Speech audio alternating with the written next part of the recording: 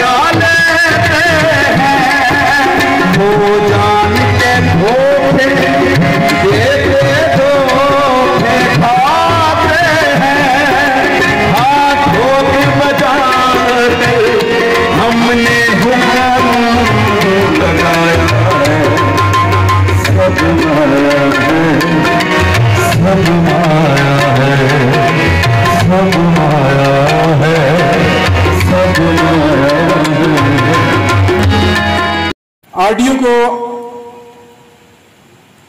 शुरू हुए तकरीबन 14 साल हो गए हैं, बल्कि 15 साल होने वाले हैं।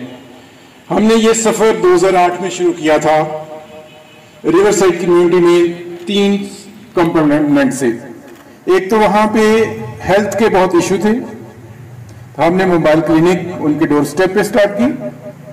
दूसरा था कि उनके बच्चों में से कोई भी पढ़ा लिखा नहीं था, इवन पेरेंट्स में से भी कोई पढ़ा लिखा नहीं था। और जब हमने काम शुरू किया तो रिवर साइड कम्युनिटी पे 1400 फैमिलीज बैठी हुई थी, और 1400 को जरूर दे लें 7 से अप्रोक्सीमेटली, तो आप अंदाजा रखते हैं कि कितने अफराद थे जो रिवर साइड पे बैठे हुए थे।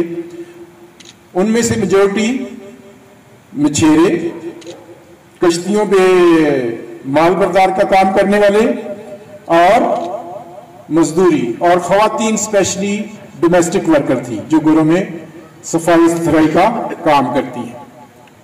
तो हमने 2008 में 3 कंपोनेंट से ये काम स्टार्ट किया, जिसमें बेसिक हेल्थ है, नॉन फॉर्मल एजुकेशन है और क्लीन ड्रिंकिंग वाटर है।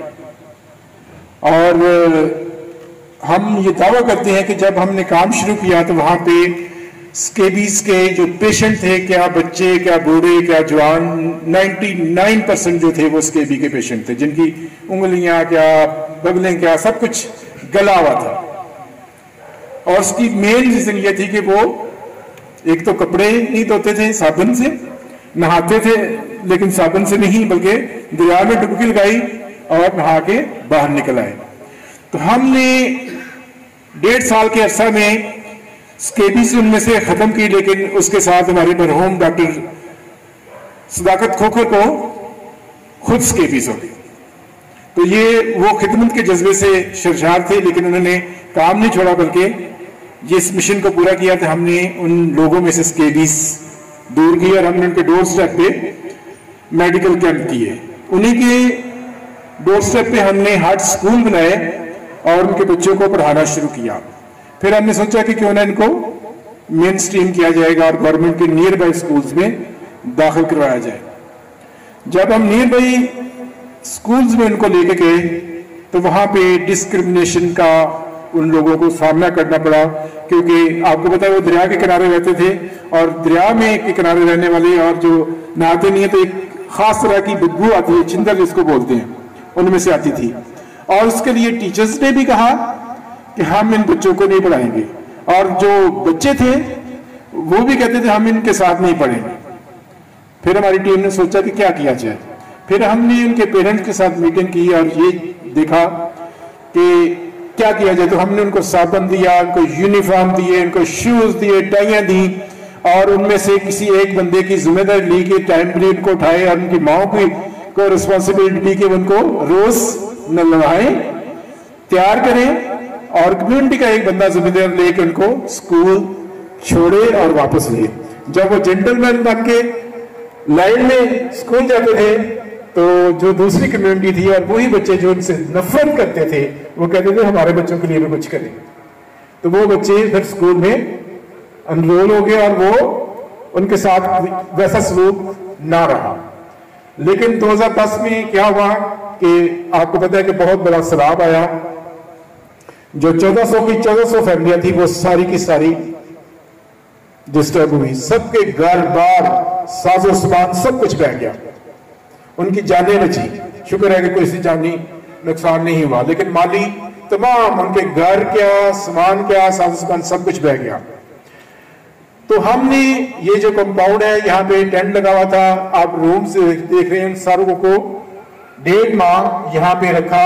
सुबह का खाना, नाश्ता, चाय, दोपहर का खाना, शाम का, और उनके बच्चों के लिए चाइल्ड फ्रेंडली स्पेस पहला हमने यहाँ पे बनाया और उनको सारी चीजें प्रोवाइड की जो उनकी जरूरत की थी।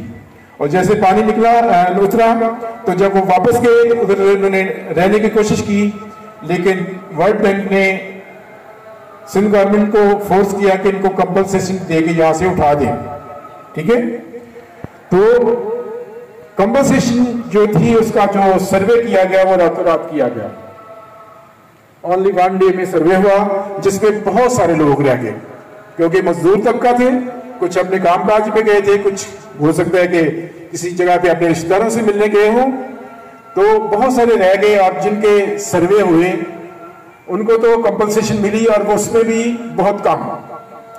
जिन्होंने झोंपड़ी बनाई हुई थी उनको 2 लाख, जिन्होंने 4 ईंटें खड़ी की हुई थी कुछ उनको 4 लाख, और जिन्होंने कोई पक्का शेल्टर बनाया हुआ था, प्लस्तर किया हुआ था, बेहतरीन था, उनको 6 लाख। लेकिन उन्होंने एक अक्लमंदी का काम किया कि अपने में से एक लीडर चुन लिया जिसके हाँ उन्होंने पैसे जमा करे और अच्छी कंपनियों की तरफ ऑलपुर फैक्ट्री के पास और पाम वैली के पास उन्होंने एग्रीकल्चर लैंड के लेके अपने गांव बसा लिए। 3 गांव हैं जो रियाज बनानी गोट, सरवर करानी और एडी मला गोट जो है वो यही कम्युनिटी है जो रिवर साइड से उठ के गई है। और उनके लिए फिर हमने वहीं पे उनके बच्चों के स्कूलिंग के लिए 2012 में जहाँ तक मेरा जो है वो ख्याल है कि आरडीओ वो तंजीम है जो मल्टी डायमेंशन पे काम करती है। और जहाँ तक मैंने देखा है कि जो भी नीडफुल सेक्टर्स होते हैं उनके लिए उनके प्रोग्राम्स होते हैं। और ख़ास तौर पे यहाँ पे मैं एक बात ज़रूर करना चाहूँगा, क्योंकि मैं शुरू से आरडीओ के साथ हूँ, एज अ वर्किंग पार्टनर रहा हूँ, तो आरडीओ की वजह से उनकी कम्युनिटी को बहुत सपोर्ट हुई है। ख़ास तौर पे कुछ वाक़यात ऐसे भी हुए, हमें याद है कि इस कंपाउंड के ऊपर कब्ज़ा करने की कोशिश की गई, तो वो मिशनरी कम्युनिटी जो कि बिल्कुल ही वो एक लेस पावरफुल थी, उसमें जो आरडीओ को किरदार रहा।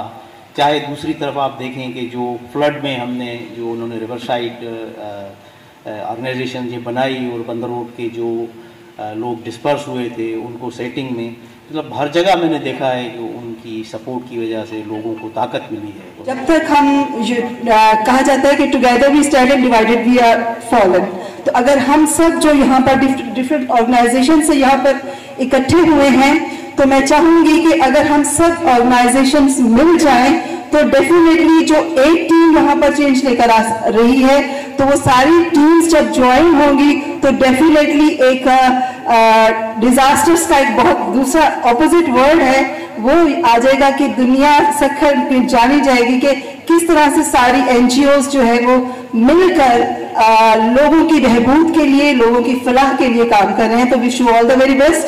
जो 3 साल पहले हमें इनसे रब्ता हुआ और थोड़ा सा हमने देखा इनका, तो गिल साहब ने जब हमें स्कूल का विज़िट करवाया और हमने वहाँ देखा तो हम लोग बहुत हैरान हुए कि यहाँ पर इतना बड़ा काम हो रहा है और ये काम जो है अभी तक लोगों में इतना ज़्यादा पब्लिसाइज नहीं है, लोगों को इतना ज़्यादा पता नहीं है इसका। एक बहुत बड़ा फलाही काम है ये। ऐसे गरीब लोग जिनके पास कोई सहूलत नहीं है, उनके लिए उनको सेटल करना, उनके लिए स्कूल का अरेंज करना, फ्री ऑफ कास्ट उनको पढ़ाना और इतनी ज़बरदस्त बिल्डिंग का अरेंज करवाना। जो उसके अंदर बहुत सारे साथी इनके साथ थे जिन्होंने इनके साथ मिलकर काम किया, लेकिन काम का बेड़ा उठाने वाले गिल साहब थे। तो बहुत ज़्यादा अप्रिशिएट हम करते हैं आपका शुक्रिया कि आपने मुझे दावत दी। और मुझे इतना तो नहीं पता था आरडीओ के बारे में, लेकिन आपका जब मैंने वो मैसेज पढ़ा, कार्ड देखा, तो और यहाँ पर जो गुफ्तगू सुनी, तो यकीनन आपकी काफ़ी इस कोशिशें हैं अपने इस डिज़ास्टर्स के जो पाकिस्तान के अंदर आया। और मुझे याद है 2010 का फ्लड बहुत ख़तरनाक फ्लड था। मैं समझता हूँ कि लाखों लोग अपने घरों से जो है ना वो घर छोड़ने पर मजबूर हो गए थे। और हाँ, वो सिंध का ख़ास तौर पे वो टुकड़ा नहीं बचा था जहाँ पे परेशानी नहीं थी। और इसमें ये बदकिस्मती थी कि हमारी 2010 के बाद से जो है परेशानियां पाकिस्तान के लिए बहुत ज़्यादा हुई। उसके बाद कोरोना आ गया, फिर ये बरसातें आ गई, अभी फ्लड जो 2022 का आया। अल्लाह ताला हमारे इस मुल्क पर रहम करे और करम करे अपना। लेकिन जितनी भी ज़्यादा मुश्किलात पाकिस्तान के अंदर आई, इसके अंदर मैं समझता हूँ कि आरडीओ का भी किरदार अपनी जगह पर ज़रूर है। और अल्लाह ताला इनको और जो है हिम्मत अता करे कि वो इंसानियत की खिदमत करने में अपना किरदार अदा करें। लेकिन यहाँ पर बैठा जो भी शख्स मुझे नजर आ रहा है, ये भी आपकी तरह उन दिनों में मैदान अमल में था। पाकिस्तान की इन तकलीफ ज़दा जो दिन गुजरे, उसमें हर पाकिस्तानी ने अपना किरदार अदा किया, क्योंकि वो दिन ही ऐसे थे जब बच्चा माँ के साथ कितना परेशान था। आपको पता है, दूध का परेशानी, गंदम नहीं थी हमारे पास, फसलें तबाह हो गई। तो इसमें ज़ाहिर है एक जिम्मेदारी हमारी पार्टी पर भी पड़ती थी, क्योंकि हमारी जिम्मेदारी थी, पार्टी का दौर था, हुकूमत थी, और हुकूमतें अपनी जगह पर जरूर किरदार अदा करती हैं और हमेशा करते रहेंगे। हम पाकिस्तान पीपल्स पार्टी के जो क़यादत है, उसका फोकस हमेशा यही रहा। आपने देखा कि अभी चंद रोज महीना 2 महीने पहले की बात है, चेयरमैन साहब ने जो वायदा किया था लोगों से कि भाई जो लोग डिस्पर्स हुए हैं इस बरसातों में, इन सैलाबों में, उनको हम सिर्फ प्लॉट नहीं दे रहे, उनके साथ उनको घर बना के दे रहे हैं। तो आपने देखा कि वो घरों की तामीर शुरू है और वो सरसों हमारी जो है उसके साथ जो है ना मुंसलिक होकर वो सरसों की जिम्मेदारी को उनको जी हैंड्स भी है, मुख्तलिफ जो एनजीओज हैं जो अपना अपना पार्ट उसमें अंजाम दे रही हैं।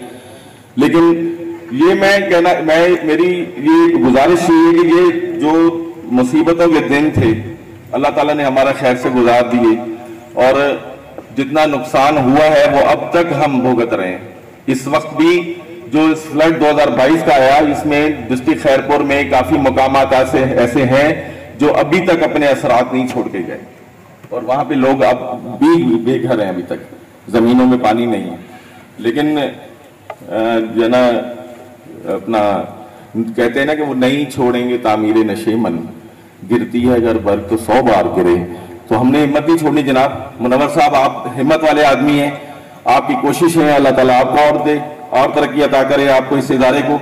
और आप नहीं बल्कि आपकी कम्युनिटी जो है उनकी भी बहुत ज्यादा काविश है हमारे पास इन भलाई और इंसानियत के हवाले से जो है वो हम, क्योंकि हमारा ही सपोर्ट हमेशा ऐसी कम्युनिटीज को रही है और रहेगी इंशाल्लाह। आज मैं कॉर्पोरेशन के साथ मुंसलिक हूं और आपको सखर के अंदर जो हमारी जुरिडिक्शन है उसमें अगर कोई भी किसी किस्म की मदद की जरूरत होगी तो इंशाल्लाह सखर म्युनिसिपल कॉर्पोरेशन आपके साथ है।